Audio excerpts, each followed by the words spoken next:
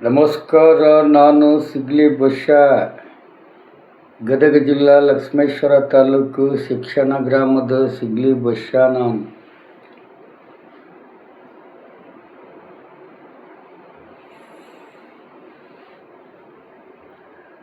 ನಮ್ಮ ಕರ್ನಾಟಕದೊಳಗೆ ಅಚ್ಚ ಕನ್ನಡದಲ್ಲಿ ಚಲನಚಿತ್ರದಲ್ಲಿ ಹೀರೋಗಳಾದಂಥವರಾಗಿರಲಿ, ಕೇಡಿಗಳಾದಂಥವರಾಗಿರಲಿ, ಕಾಮಿಡಿ ಮಾಡೋದಂಥವರಾಗಿರಲಿ ಮತ್ತು ಸೈಡ್ ಸಾಂದರ್ಭಿಕ ವ್ಯಕ್ತಿಗಳಾಗಿರಲಿ, ಅಂಥ ಹೀರೋ ನನ್ನಷ್ಟು ಪಿಕ್ಚರ್ ಯಾರೂ ನೋಡಿಲ್ಲ. ನಾನು ಕಳ್ತನ ಮಾಡೋ ಮುಂದೆ ದಿನಕ್ಕೆ 4 ಪಿಕ್ಚರ್ ನೋಡೋ ಬಸ್ಯ ನಾನು. ಅವು ಯಾವರೇ ಇರಲಿ, ಒಟ್ಟು ಪಾತ್ರ ಚೆನ್ನಾಗಿರಬೇಕು, ಕತೆ ಚೆನ್ನಾಗಿರಬೇಕು, ವ್ಯಕ್ತಿ ಹೆಂಗಾರೇ ಇರಲಿ, ನಾನು ಲೈಕ್ ಮಾಡ್ತೀನಿ. ನನ್ನ ಒಂದು 70ನೇ ಇಸ್ವಿಯಲ್ಲಿ ಹುಟ್ಟಿದೆ, 80ರಿಂದ ಫಿಲಮ್ ನೋಡಕತ್ತಿದೆ. ಅಂದಿನಿಂದ 2005ರವರೆಗೂ ನಾನು ಫಿಲ್ಮ್ ನೋಡ್ತಾ ಬಂದೆ. ಅಲ್ಲಿಗೆ ಬಿಟ್ಟೆ ನಾನು. ಅದಕ್ಕಿಂತ ಮುಂಚೆ ಭಾಳ ಪಿಕ್ಚರ್ ನೋಡ್ತಿದ್ದಲ್ಲ. ತೆಲುಗು ಆಗಿರಲಿ, ಕನ್ನಡ ಆಗಿರಲಿ, ಹಿಂದಿ ಆಗಿರಲಿ, ಮಲಯಾಳಿ ಆಗಿರಲಿ, ತಮಿಳು ಆಗಿರಲಿ, ಎಲ್ಲ ಇಂಗ್ಲೀಷ್ ಪಿಕ್ಚರ್ ಆಗಿರಲಿ, ಎಲ್ಲ ಪಿಕ್ಚರ ನೋಡ್ತಿದ್ದೆ. ಆದರೆ ಕತೆ ಚೆನ್ನಾಗಿರಬೇಕು, ಆ ಕತೆ ಒಳಗಡೆ ಅರಿವು ಇರಬೇಕು ಮತ್ತು ಅದನ್ನು ನೋಡಿ ನಾವು ಹೆಂಗೆ ಬದುಕಬೇಕನ್ನೋಂಥ ಪರಿವರ್ತನೆಯೂ ಆ ಅರಿವಿನಲ್ಲಿ ಇರುತ್ತೆ. ಅದನ್ನು ಕಲಿಬೇಕು. ಇವತ್ತು ಸಿಗ್ಲಿ ಬಸ್ಯ ಪಿಕ್ಚರ್ ನೋಡಿದ್ವು ಅಂದರೆ ಫಸ್ಟಿಗೆ ಡಾಕ್ಟರ್ ರಾಜ್ಕುಮಾರ್ ಅಣ್ಣವರು, ಉದಯ್ ಕುಮಾರ್ ಅಣ್ಣವರು ಮತ್ತು ಕಲ್ಯಾಣ್ ಕುಮಾರ್ ಅಣ್ಣವರು, ರಾಜೇಶ್ ಅಣ್ಣವರು, ಬಾಲಕೃಷ್ಣ ಅಣ್ಣವರು, ನರಸರಾಜ್ ಅಣ್ಣವರು, ದ್ವಾರಕೇಶ್ ಅಣ್ಣವರು ಮತ್ತು ತೂಗಿ ಶ್ರೀನಿವಾಸ್ ಅಣ್ಣವರು, ವಜ್ರಮುನಿಯವರು ಅಣ್ಣವರು, ದಿನೇಶ್ ಅಣ್ಣವರು, ನಾಗಪ್ಪ ಅಣ್ಣವರು, MP ಶಂಕರ್ ಅಣ್ಣವರು, ಉದಯ್ ಕುಮಾರ್ ಅಣ್ಣವರು,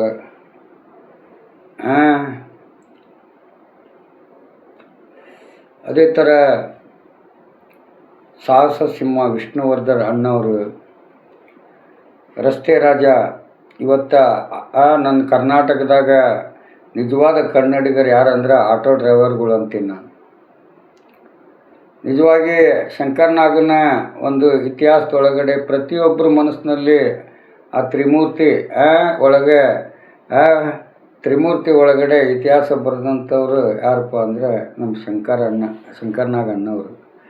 ಆದರೆ ರಕ್ತದಲ್ಲಿನ ಎಷ್ಟು ವ್ಯತ್ಯಾಸಗಳು ಅದಾವು ಅಂದರೆ, ಬಡವ್ರು ಕಂಡ್ರೆ ಹಸ್ತೀನಿ ಅಂದವ್ರಿಗೆ ಇಲ್ಲ ಅಂದವರೆಲ್ಲವರು. ಅವರು ಕಾನೂನಿನ ಅವ್ರು ಜೀವಂತವಾಗಿದ್ದಿದ್ರೆ ಅವರು ಏನೋ ಅವ್ರದ್ದು ಒಂದು ಇತಿಹಾಸ ಬರ್ತಿತ್ತು. ಆದರೆ ಅವರು ಸಾಯೋ ಬದಲು ಈ ಅನಂತ್ನಾಗ್ ಸತ್ತಿದ್ರೆ ಏನಾಕಿತ್ತು ಏನು. ಯಾಕಂದರೆ ಈತ ಶಂಕರ್ನಾಗನವ್ರು ಸತ್ತಿಂದಾಗ ಈತ ಅವರು ಒಂದು ಇತಿಹಾಸದೊಳಗಡೆ ಫಿಲ್ಮ್ ಮಾಡ್ತಾ ಬಂದರು. ಎಲ್ಲ ಫಿಲ್ಮ್ಗೂ ನಾನು ಲೈಕ್ ಮಾಡ್ತೀನಿ. ಬಟ್ ಅವರು ಮನಸ್ಸಿನಲ್ಲಿರ್ತಕ್ಕಂಥ ಒಂದು ಕೆಟ್ಟ ವರ್ತನೆ ಏನೈತಲ್ಲ, ಅದನ್ನು ನಾನು ಲೈಕ್ ಮಾಡೋಂಗಿಲ್ಲ. ಯಾಕಂದರೆ ಅವರು ಧರ್ಮದ ಮನುಷ್ಯರು. ಅವರು ಅಂಬೇಡ್ಕರ್ ಅವರು ಅಂಬೇಡ್ಕರ್ ಬಗ್ಗೆ ಅವ್ರಿಗೆ ಅಷ್ಟೊಂದು ಇದೆಯಲ್ಲ. ಅವ್ರಿಗೆ ಧರ್ಮದ ಬಗ್ಗೆ ಅಷ್ಟೇ. Had the crime but not the criminal. ಏನ್ರಿ ಅನಂತ್ನಾಗ್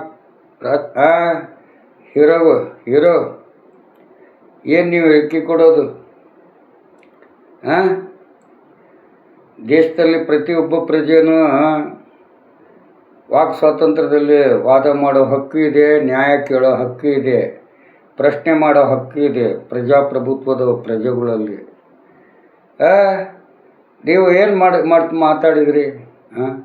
ನರೇಂದ್ರ ಮೋದಿಯವರು ಆ ಮಗು ಬೈದಿದೆ, ಮೈನರ್ ಅಕ್ಕಿ ಬೈದಿದೆ. ಇವತ್ತು ಆ ಮಗುನ ತೋರಿಸಿ ಆ ಥರ ಕ್ಷಮೆ ಕೇಳೋದು ಒಳ್ಳೆಯದಲ್ಲ ಬಿಡು. ಆ ಮಗುಗೆ ಆಕೆ ಬೈದಿದ್ದಾಳೆ, ಅದನ್ನು ನಾ ಮನಸ್ಸು ಹಚ್ಚೋಳಿಲ್ಲ ಅಂತ ಏನು ನರೇಂದ್ರ ಮೋದಿಯವರು ಬೇಡಿಕೆ ಇಟ್ಟರೆ ಅಂಥ ಬೇಡಿಕೆ ಅವರು ಇಟ್ಟಿದ್ದಾರೆ. ಅವರಿಗೆ ಗೊತ್ತಾಗಿದೆ, ಆದರೆ ನಿನಗಂತೂ ಗೊತ್ತಾಗಿಲ್ಲ. ಯಾಕಂದರೆ 20 ಮಂದಿ ವಿದ್ಯಾರ್ಥಿಗಳು ಸತ್ತಿದ್ದು ನಿನಗೆ ಗೊತ್ತಾಗಿಲ್ಲ. ಏನಂತಿದೆ, ಹಿಂದೆ ರೈತರು ಸತ್ತಿದ್ದು ಅದೇ ಜಂತರ್ ಮಂತರ್ನಲ್ಲಿ ಎಷ್ಟು ಮಂದಿ ರೈತರು ಸತ್ತರು ಅದು ಗೊತ್ತಿಲ್ಲ. 40 ಮಂದಿ ಯೋಧರು ಸತ್ತಿದ್ದು ಗೊತ್ತಿಲ್ಲ. 28 ಮಂದಿ ಪ್ರತ್ಯಕ್ಷದರ್ಶಿಗಳು ಎದುರುಗಡೆ ಗುಂಡೇಟಿನಿಂದ ಪ್ರಾಣ ಕಳ್ಕೊಂಡಂಥವ್ರು ಯಾರು ಅನ್ನೋದನ್ನು ಇದು ಮಾಡೋಕ್ಕಾಗಲಿಲ್ಲ. ಬಡವರಿಗೆ 2 ಕೋಟಿ ಮನೆ ಕಟ್ಟಿ ಕೊಡೋಕ್ಕಾಗಲಿಲ್ಲ. ಆಶ್ವಾಸನೆಯ ಒಂದು ರಾಜಕಾರಣ ನರೇಂದ್ರ ಮೋದಿಯವರು ಮಾಡಿದ್ದಾರೆ ಅನ್ನೋದು ಅವ್ರಿಗೆ ಗೊತ್ತು. ಅವರು ಈ ದೇಶ ಸುತ್ತಲಿಲ್ಲ, ಎಲ್ಲ ರಾಜ್ಯನೂ ಸುತ್ತಲಿಲ್ಲ. ಪ್ರತಿಯೊಂದು ರಾಜ್ಯದಲ್ಲಿ ಯಾವ್ಯಾವ ವ್ಯವಸ್ಥೆಗಳದವು, ಆ ರಾಜ್ಯದಿಂದ ಈ ರಾಜ್ಯಕ್ಕೆ ಏನಾದ್ರೂ ಹೆಲ್ಪಿಂಗ್ ಇವೆಲ್ಲ ತಿಳ್ಕೊಂಡು ದೇಶನ ಒಂದು ಮಡಿ ಮಾಡಿ ಆಮೇಲೆ ವಿದೇಶ ಸುತ್ತಬೇಕು. ಇವರೆಲ್ಲ ಹೇಳುವುದಕ್ಕೂ ಕೇಳುವುದಕ್ಕೂ ಸಮಯವಿಲ್ಲ ಅಂತಂದು ಸಮಯ ವೇಸ್ಟ್ ಮಾಡಿದ್ರು ಇವರು. 12 ವರ್ಷ ಅತಿ ಹೆಚ್ಚು ಪ್ರಧಾನಿ ಸ್ಥಾನದಲ್ಲಿದ್ದರೆ ಅಂದರೆ ನಿಮ್ಮಂಥ ಅತಿ ಎಷ್ಟು ಕಳ್ಳರನ್ನ, ಕೊಲೆಗಾರನ, ಅತ್ಯಾಚಾರಗಳನ್ನ ಮತ್ತು ಭ್ರಷ್ಟಾಚಾರಗಳನ್ನ, ಬಂಡವಾಳ ಶಾಹಿಗಾರನ್ನ, ದೇಶದ್ರೋಹಿಗಳನ್ನ ನೀವು ರಕ್ಷಣೆ ಮಾಡಿದಿರಿ ಹೊರತು ಅಂಥವ್ರನ್ನ ಅರೆಸ್ಟ್ ಮಾಡಿ ಒದ್ದೊಳಗೆ ಹಾಕಿ ಒಳ್ಳೆಯ ಹೆಸರು ಪಡೀಲಿಲ್ಲ ನರೇಂದ್ರ ಮೋದಿಯವರು. ಇಂಥವ್ರನ್ನ ಉದ್ದೇಶಿ ಮುಂದಿಟ್ಟುಕೊಂಡು ಅನಂತನಾಗ್ ಅವರೇ ನೀವು ಹೇಳಿಕೆ ಕೊಡ್ತೀರಿಲ್ಲ, ನಿಮಗೆ ಮಕ್ಕಳು ಅದಾವಿಲ್ಲ? ಪ್ರತಿಯೊಂದು ಮಕ್ಕಳವರು ನಿಮಗೆ ಹೇಳ್ತೀನಿ ಕೇಳಿ. ಯಾವ ಹೀರೋ ಈ ದೇಶದಲ್ಲೂ ನಂಬರ್ 1 ಹೀರೋ ಆಗೋಕ್ಕಾಗಂಗಿಲ್ಲ.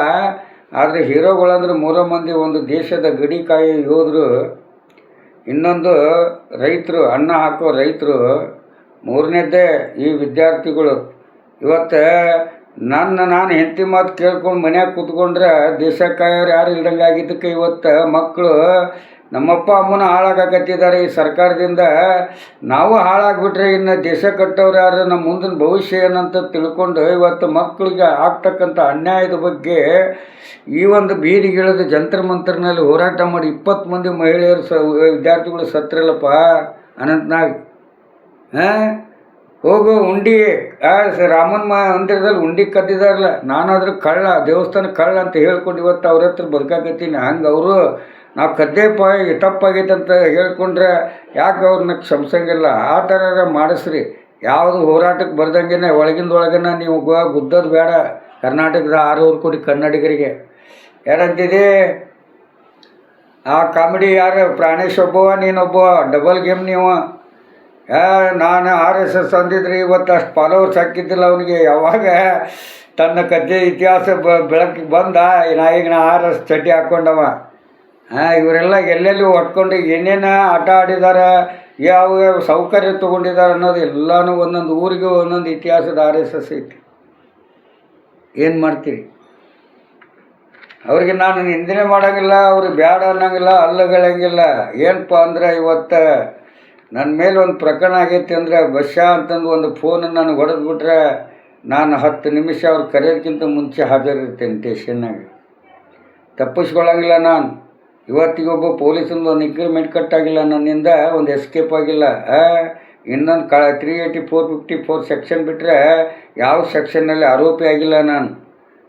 ಸಾಬೀತುಪಡಿಸ್ಕೊಡ್ತೇನೆ.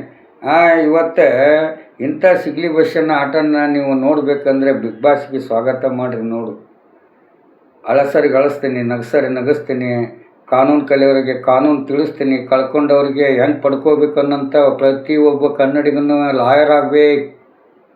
ಇವತ್ತು ನೋಡು, ನಾನು 9th ಕ್ಲಾಸ್ ಓದಿ ಇವತ್ತು 33 ವರ್ಷ ಜೈಲು ಅನುಭವದಲ್ಲಿ ಕಾನೂನು ಎಷ್ಟರ ಮಟ್ಟಿಗೆ ವ್ಯವಸ್ಥೆಯಲ್ಲಿ ಐತಿ, ನ್ಯಾಯಾಂಗ ಎಷ್ಟರ ಮಟ್ಟಿಗೆ ವ್ಯವಸ್ಥೆಯಲ್ಲಿ ಐತಿ, ಕಾರ್ಯಾಂಗ ಎಷ್ಟು ಮಟ್ಟಿಗೆ ಕತೆ ಬರೆಯಾಕತ್ತೈತಿ, ಇದನ್ನು ತೀರ್ಪು ನೀಡೋಂಥ ನ್ಯಾಯಾಂಗದ ವ್ಯವಸ್ಥೆ ಯಾವ ರೀತಿ ಐತಿ ಅನ್ನೋದ್ರ ಬಗ್ಗೆ ನಾನು ಸಂಕ್ಷಿಪ್ತವಾದಂಥ ವ್ಯವಸ್ಥೆಗಳ ಬಗ್ಗೆ ನಾನು ಆ ಒಂದು ಬಿಗ್ ಬಾಸ್ನಲ್ಲಿ ಜನರಿಗೆ ಹಂಚಿಕೊಳ್ಳಿಕ್ಕೆ ಅವಕಾಶ ಬೇಡಿಕೊಂಡಿದ್ದೆ. ಯಾಕಂದರೆ ಎಷ್ಟೋ ವರ್ಷ ಮಾಡಿರಿ, 45 ನಿಮಿಷ ಸಿಗ್ಲಿ ಬಸ್ಸನಿಗೆ ಪ್ರತಿದಿನ ನೀವು ಅವಕಾಶ ಮಾತಾಡೋಕೆ ಕೊಟ್ಟರೆ ನಿಜವಾಗಿ ಆ ಬಿಗ್ ಬಾಸ್ ಇತಿಹಾಸನ ಒಂದು ಕಾನೂನು ಬಿಗ್ ಬಾಸ್ ಆಗುತ್ತೆ. ಸುದೀಪ್ ಸರ್ಗೂ ಒಂದು ಇಂಥ ಒಬ್ಬ ವ್ಯಕ್ತಿ, ನಾನು ಹೇಳ್ತೀನಿ, ನೃತ್ಯ ಯಾವುದಾದ್ರೇನು ಪ್ರವೃತ್ತಿ ಉತ್ತಮವಾಗೈತೆ ನಂದು. ನನ್ನ ಕತೆ ಕೇಳಿದ್ರೆ ಮೈಯನ್ನು ಕೂದಲ ಎದ್ದೇಳ್ಬೇಕು, ಸತ್ತವರು ಕಣ್ ಬಿಡ್ಬೇಕಂತ ಕತೆ ಐತಿ. ನಾನು ನನ್ನ ಚಟಕ್ಕೋಸ್ಕರ ಕಳ್ಳಾಗಿಲ್ಲ. ನಾನು ಜೈಲಿನ ಒಳಗಡೆ ಒಂದು ಸಲ ಹೋದಾಗ ನನ್ನ ಲೈಫ್ ಹಾಳಾತಂತಂದು ಚಿಂತೆ ಮಾಡಿದಾಗ ಅಲ್ಲಿ ಒಂದು 3 ದಿನ ನಾನು ಅಲ್ಲಿ ಕುಂತಾಗ ಅಲ್ಲಿ ಕೈದಿಗಳ ಕತೆ ಕೇಳಿದಾಗ ಅವ್ರವ್ರ ಕತೆಗೆ ಅನ್ಯಾಯ ಆಗಿದಂಥ ಕತೆಗಳು ಕೇಳ್ತಾ ಹೊಂಟಾಗ ಯಾಕೆ ನಾನೊಬ್ಬ ಪತ್ರಕರ್ತ ಆಗಬಾರ್ದು, ವೃತ್ತಿ ಕಳ್ಳಾದ್ರೆ ಅನ್ನೋ ಪ್ರವೃತ್ತಿ ಒಂದು ಪತ್ರಕರ್ತ ಆಗಿ ಹೋರಾಟದ ಮುಖಾಂತರ ಈ ಸಿಗ್ಲಿ ಬಸ್ಯ ನನ್ನ ಮೇಲೆ ಮಾಡಿದಂಥ ಅಪರಾಧಗಳು ಮಾಡಿಲ್ಲ ಅಂತ ಸಾಬೀತುಪಡಿಸ್ಕೊಂಡು ಇವತ್ತು ನಾ ಹೆಮ್ಮೆಯಿಂದ ಹೇಳಕತ್ತಿಲ್ಲ. ಕಳ್ಳರು ಹೆಂಗೆ ಬಚಾವಕ್ಕಾರ, ಬುದ್ಧಿವಂತರು ಹೆಂಗೆ ಬಚಾವಕ್ಕಾರ, ಲಾಯರ್ಗಳು ಹೆಂಗೆ ವಾದ ಮಾಡ್ತಾರೆ, ಪೊಲೀಸ್ನವ್ರು ಹೆಂಗೆ ಕತೆ ಬರೀತಾರೆ, ನ್ಯಾಯಾಧೀಶರು ಹೆಂಗೆ ತೀರ್ಪು ನೀಡ್ತಾರೆ, ಇವೆಲ್ಲ ನೀವು ಕಲಿಬೇಕಂದ್ರೆ ಆ ಬಿಗ್ ಬಾಸ್ನಲ್ಲಿ ನನಗೊಂದು ನೋಡಿ, ಪ್ರತಿಯೊಬ್ಬ ಬಿಗ್ ಬಾಸ್ಗೆ ಬಂದವರೆಲ್ಲರೂ ನನ್ನ ಅಭಿಮಾನಿಗಳು ಆಗ್ತಾರೆ. ಯಾಕಂದ್ರೆ ಜೈಲಿನಾಗ ಎಂತಿಂಥ ರೌಡಿಗಳ ಸಿಗ್ಲಿ ಬಸ್ಸೆ ಕೈಯ ತಟ್ಟಿ ಹಿಡ್ಕೊಂಡು ಒಂದೊಂದು ಹಾಡು ಹೇಳಕತ್ತಿದ್ರೆ, ಅದೇ ದಡ್ಲಿ ಸೋಮಾಗಿರಲಿ, ಚಕ್ರಿ ಆಗಿರಲಿ, ಮಣಿ ಭಾರತಿ ಆಗಲಿ, ಪುಷ್ಪ ಆಗಿರಲಿ, ರಾಜೇಂದ್ರ ಆಗಿರಲಿ, ಎಂತಿಂಥ ಡಾನ್ಗಳು ಜೊತೆಲೆ ನಾನು ಆಟ ಆಡಿ ಬಂದಂಥ ಬಸ್ಸೇ ಇದ್ದೀನಿ. ಆದರೆ ನಾನು ಯಾವತ್ತೂ ರೌಡಿಜಮ್ ಮಾಡಿಲ್ಲ, ಇನ್ನೊಬ್ಬರ ಕಥೆನ ನನ್ನ ವೃತ್ತಿ ಒಳಗಡೆ ಬೆಳೆಸ್ಕೊಂಡಿಲ್ಲ. ಓನ್ಲಿ ಒಂದು ಕಳ್ಳಾದ್ರೆ ಏನು ಇವತ್ತು ನನ್ನಂತಲ್ಲಿ ಏನಾರು ಪರಿಶೀಲಿಸ್ರಿ, ನಾನು ಇನ್ನೂ 1 ಕೋಟಿ ಸಾಲಗಾರದಿನ ಹೊರತು 80 kg ಬಂಗಾರ ಕಳೆದ್ರೆ 80 ಕೋಟಿ ರೂಪಾಯಿ ಆಕಿತ್ತು. ನನಗೆ 5 ಮಕ್ಕಳಿದ್ವು. ನನ್ನ ಮಕ್ಕಳಿಗೆ ರೋಡ್ನಲ್ಲೆಲ್ಲ ನಡೆಸಿ ಇವತ್ತಿಗೆ ನಾವು ಹೆಂಗೆ ಬದುಕಿದ್ದೀವಿ ಅಂದರೆ ರೋಟಿ ಕಬಡ ಅವ್ರ ಮಕಾನದು ಆಂಕೆ ಬಾರ ಹಾತು. ಬೇರೆ ಅವಶ್ಯಕತೆ ನಮಗಿಲ್ಲ. ಜನರಿಗೆ ಕಾನೂನು ಕಲಿಸ್ತೀನಿ, ಕಲೀರಿ. ಯಾಕಂದರೆ ನೀವೆಲ್ಲ ಹಾಳಾಗಬೇಡ್ರಿ. ಸಿಗ್ಲಿ ಬಸ್ಯಾನ ನನ್ನ ಹೋರಾಟದ ಒಂದೊಂದು ವಿಚಾರಗಳನ್ನು ತಿಳ್ಕೊಳ್ರಿ.